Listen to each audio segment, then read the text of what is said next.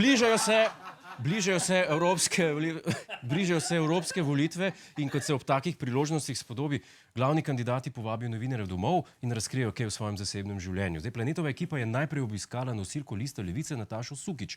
Najprej nam je zaupala, kaj je študirala. Zdaj bi ugibal predtem na kakšen, ne vem, marksizem, leninizem na univerzi v Pjongjangu v Severni Koreji. Ali pa, ne vem, geometrija rdečih zvezd. Ne vem, v glavnem, v tej smeri. Daj pogledati, kaj je povedala naši novinarki. Mi je mama takrat rekla, smešno, ne, poznaje je bila pa ona, je bila v resnici ves čas socialistka. Ja, pa tam na filozofski fakulteti se boste sam z Marksom ukvarjali. Potem sem hotela iti na politologijo, ne, je rekla, ja, pa ne moreš iti na politologijo, da ne boš na koncu življenju politikom govorov pisala. No, danes jih pišem sama sebi, ne. Potem sem hotela iti na matematiko, sem rekla, ne, to je pretežko. In pol na koncu sem na neki čuden način se zapletla, sem šla na elektrotehniko, kjer pa nisem nikoli delala pol v življenju. To je pa kar šok. Si morate misliti, poslanka Levice je elektrotehničarka in zato je mama kriva. Zmer so starši krivi. Pri meni je bila podobna zgodba, resno, pri meni je bila podobna zgodba. Jaz sem hotel biti advokat ali pa kirurg, ampak ne, starši so ustrajali TV voditelj. Niso mi pustili! Ne vem pa dve oddaji v petek zvečer. Doma pa trije lačni otroci pa nadrkana žena.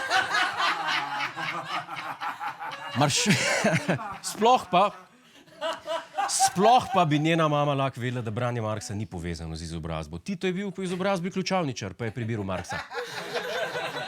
Ali pa vsaj komunistični manifest v stripu. To res obstaja. Pravijo, da je podoben Alanu Fordu. V glavnem, kakorkoli, kaj se je poslanka Sukič naučila na elektrofaksu? Se pa je v času študija naučila, da se rdeče žičke vežejo z rdečimi, bog ne daj s črnimi. Zanimivo. Logično, da so študentko navdušile rdeče žičke, ne? Ker med rdečo pa črno je čist mal. Pop se verjetno zgodovina drugače zapisala, če bi jo črne žičke. Kaj pa počne evropska kandidatka Levice, ko se ne ukvarja z žičkami in revolucijo? Zdaj občasno vrtim muziko. Začela sem seveda že zelo zgodaj.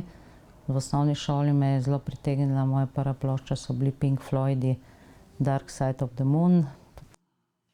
Pink Floyd, se meni sam zdi, da zadnje cajte sam to ploščo še omenjamo, Dark Side of the Moon. Zdaj, en naš bivš sodelavec, zdaj že malo starejši gospod, prav, da je plošča super, čeprav on namesto deodoranta tudi limono. Pa zobe si čisti z bobi palčkam nekim. Fuj. V glavnem, dajmo pogledati Brain Damage. Eclipse. A bi to otrokom dali? Jaz tega ne bi dal otrok. Kaj so vam dali, ste bili otroci? Mačka, mačka Murija, ja. Tinko polovinko. Ja, to je Pink Floyd, pa tudi temačno, to ne vem, če je to za otroke. Ne vem, takrat so imeli Pink Floyd, danes pa mladina TikTok, čeprav jaz mislim, da če 24 ur na dan poslušaš tole, si še naredil pol toliko škode, kot 2 minute na TikToku. Je res? Ne vem, ugibam. Mimogrede na TikToku smo pod ta teden, če sem čko. Da tovarišica Sukič ni najbolj na tekočem z modnimi trendi, pa kaže tudi to, da se je pustila postaviti na prvo mesto kandidatne liste. Kakšna pa je moda za volilno pomlad 2024?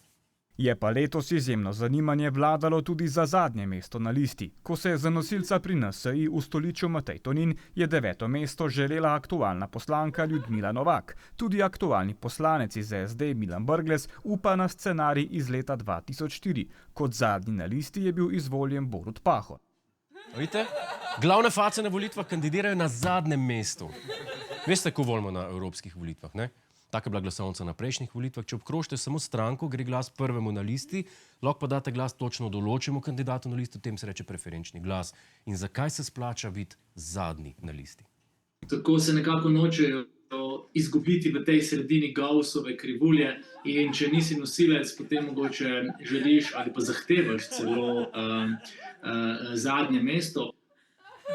Evo, pa vam je razlog, kaj tle smešenega? Frizura, kaj? slovenski oglaševalski guru Aljoša Bagola, glavno je, da se ne izgubite v povprečju. Ne? To je tako, če greste na maraton, brez veze, da prijete na cilj 11, 25. Če hočete biti opaženi, morate biti zadnji. Ali pa še boljš, kolapsiraš 5 km pred ciljem, priješ z rešilcem pa sireno. To boš glavni car. Zdaj, moramo se pa malo zresniti tukaj, ne pa pogovoriti o eni stvari. Grozi nam, da bodo oboževalke poslale Luko Mesca na začasno delo v Bruselj. Jaz sem upam, da se ne zgodi isto, kot se je zgodil pred leti z bivšim predsednikom republike. Ko mu je že ime, zmer pozabim, odkar ni več predsednik. Pogooglite, me ne zanima. V glavnem, leta 2004 je bil na zadnjem mestu takratne liste SD in po je bil točno on izvoljen. Ne, ni čudnega, to je njegova slika izpred 20 let, le je bil še ženska.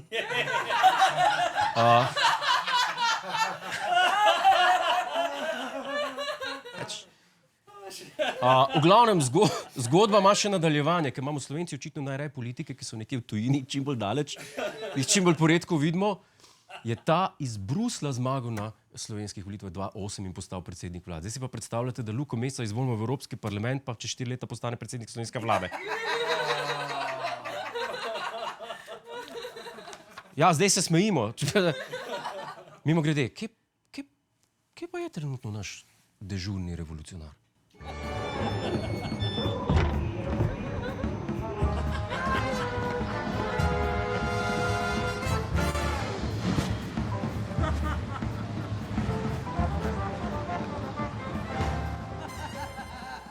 Zanimivo, očitno je le prispel. Sem čak malo, kaj pa to na plakatu? A se vi to sprašujete?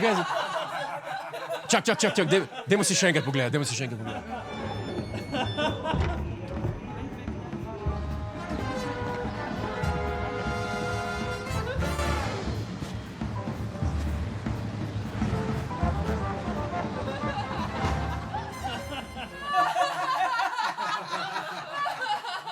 Bi dal roko v ogenj, da je prej nekaj drugega pisal.